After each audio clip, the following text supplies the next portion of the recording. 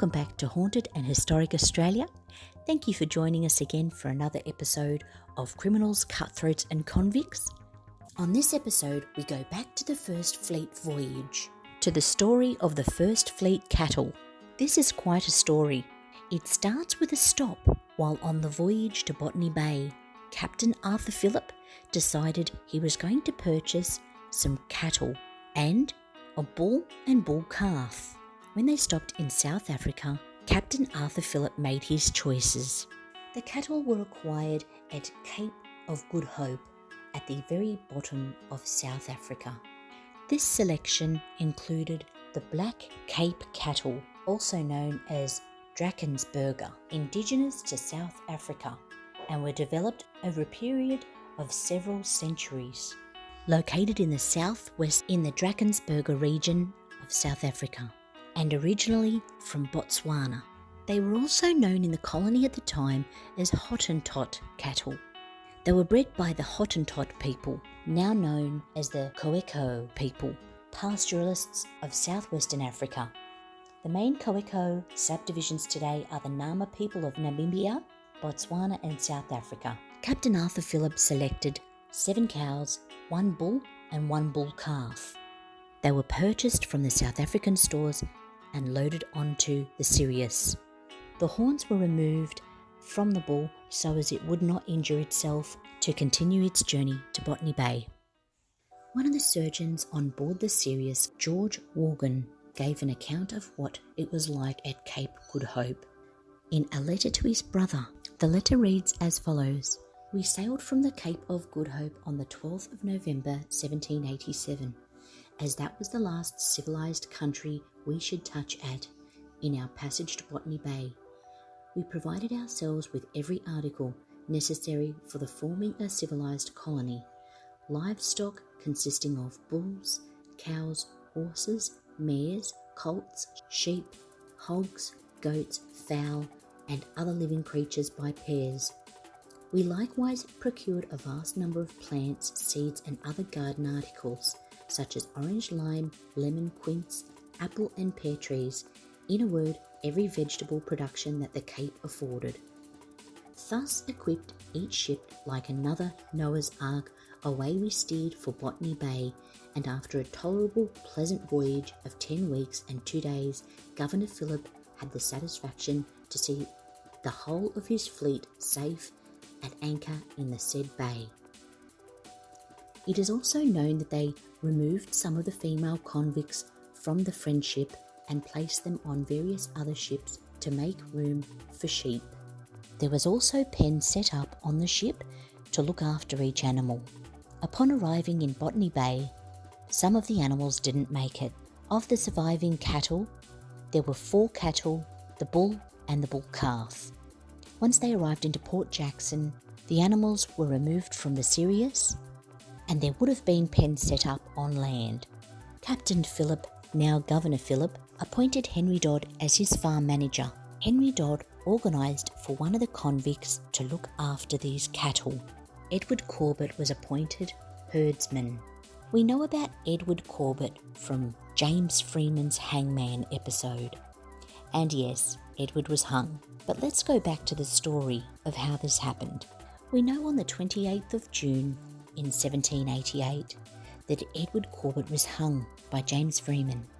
The reason he was hung was that he had stolen a frock and run off into the bush. When he ran off, somehow he's allowed the bulls and the cows to get out of their pen. Whether or not he deliberately let them out, or in his rush to get away, knocked over a side of the pen or something like that, either way, the animals wandered off. We are not sure at what point they realised the animals were gone. Many search parties were sent out immediately after finding out that the cows and the bulls had disappeared. However, they weren't able to find them. Watkin Tench, First Fleet officer, described the loss in one of his journals. An accident happened, which I record with much regret. The whole of our black cattle, consisting of 5 cows and a bull, either from not being properly secured or from the negligence of those appointed to take care of them, strayed into the woods, and in spite of all the search we have been able to make, are not found yet. This was such a bad time for the colony. They were on the brink of starvation. We know that many of the convicts had attempted to steal from the governor's rations, and they ended up hung, or with the job of hanging people. Unfortunately, now that the cows were gone, this meant that there was no food source coming from them. It was a devastating loss to the colony at the time. It didn't discourage them. They did continue to search for the cattle on many occasions. Now we understand that the cattle were located around the area in Sydney where the Domain is, and the Royal Botanic Garden in Sydney. There would have been so much thick bushland to get through. It is a wonder that the cows managed to get through it all. They were quite large. They didn't have any issue with the first people, the Aboriginals. It did seem that the Aboriginal people were most frightened of them. If you could imagine, the Aboriginal people had never seen these animals before, and they wouldn't have known if they posed any danger. Now the cattle and the bull were lost to the colony, but they weren't really lost. They were being watched and observed by the first people. The Dharawal people would have noticed them first, as the cattle and the bull would have walked through their land. As they moved west along the rivers, it is believed that some of the first people had to climb trees so as not to be noticed by the animals. 3 weeks after the cattle went missing, Governor Arthur Phillip decided there would be no more searches. He'd given up hope of finding them, assuming that the Aboriginal people would have killed them and possibly eaten them. Watkin Tench himself actually went on a search party. It wasn't a search party for the cattle, more for land in which they could settle on. And this was in 1790. At this point, they'd already established the settlement at Rose Hill, now known as Parramatta. So I believe that Watkin Tench was sent on order of Arthur Phillip to go and explore some more settlement land. On this expedition, however, Watkin Tench couldn't find anywhere decent enough. He crossed the Nepean River over near Camden, and still there were no sign of the cattle. We understand that Watkin Tench, on his expedition, was set in one of the driest times. There was quite a bit of rainfall after 72, which made the area in which he crossed initially more bountiful and luscious. We know the cattle wandered along the river line all the way to Campbelltown area. Watkin Tench and his party missed the animals. They mustn't have been in the dry area where Watkin Tench crossed. It is quite possible that they went down along the Georges River in another area of Western Sydney, where they encountered a lot of the Dharawal people. We know this because there was many drawings and stories at the time of the animals passing through. Captain John Hunter succeeded Governor Arthur Phillip and was the second governor of the colony, as Arthur Phillip had left for England in 72.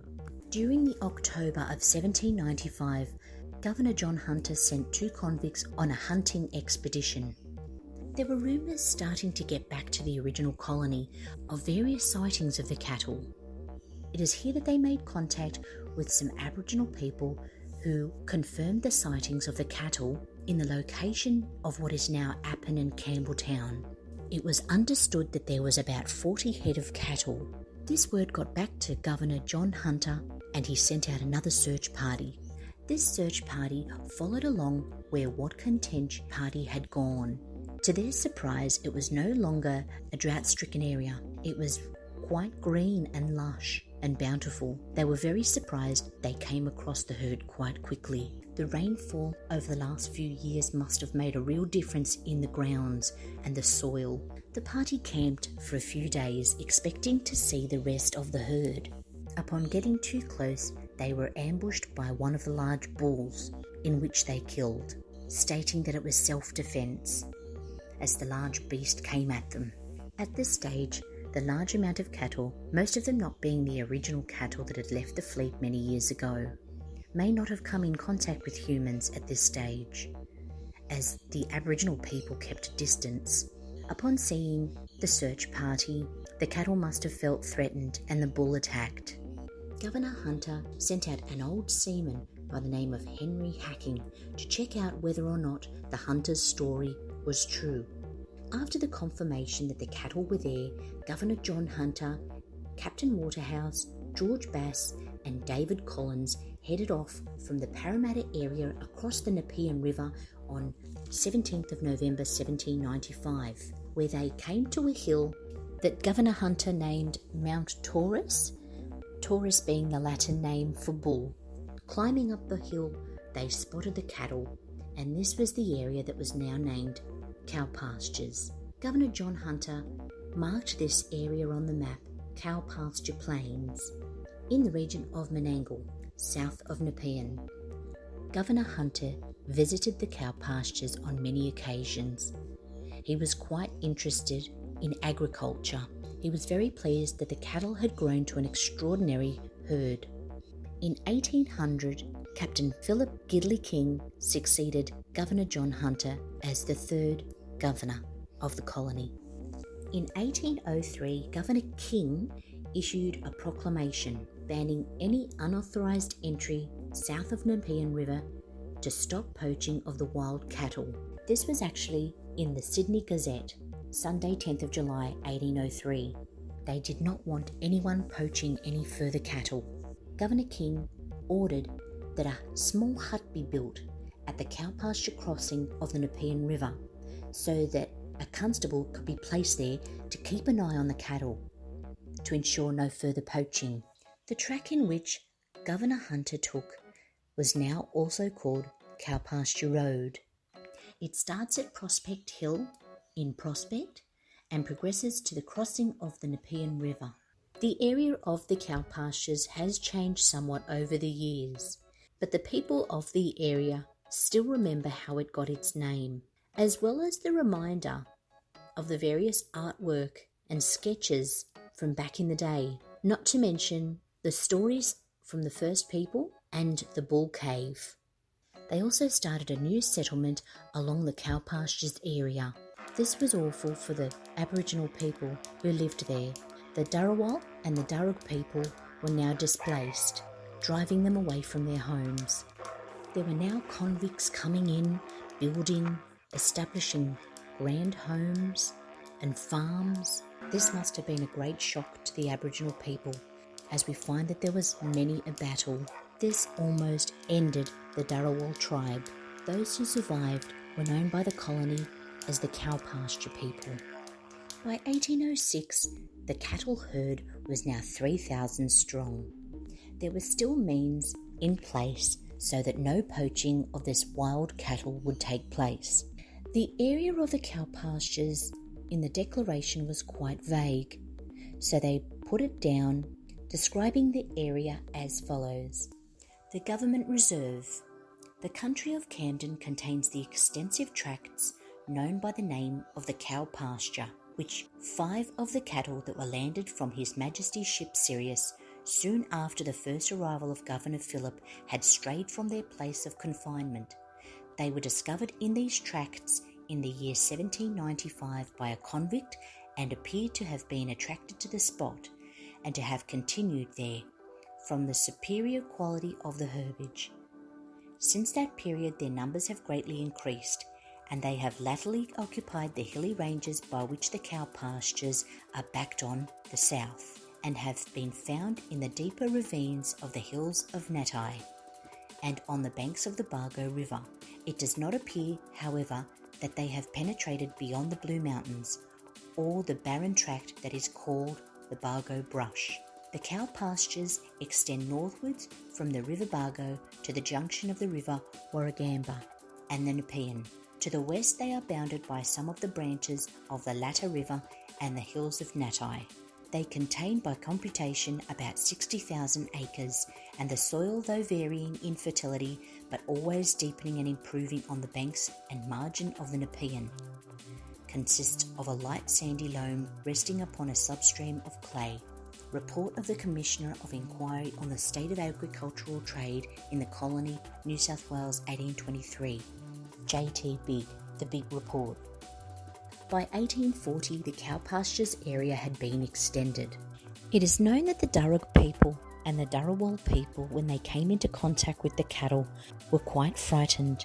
This has been confirmed by other Aboriginal tribes and depicted by the drawings that we find in caves along the Georges River. The sandstone along the Georges River eroded and created shelter-like caves in which the Aboriginal people drew pictures of their hands, boomerangs, other animals, as well as the First Fleet cattle. There is a cave known as Bull Cave, located in the suburb of Kentlyn near Campbelltown. It has been heritage listed since 2017. The caves have been vandalised on many occasions, with graffiti all over the cave drawings of the bull. You can still see where the bull was drawn without the horns, making it unmistakably the First Fleet cattle.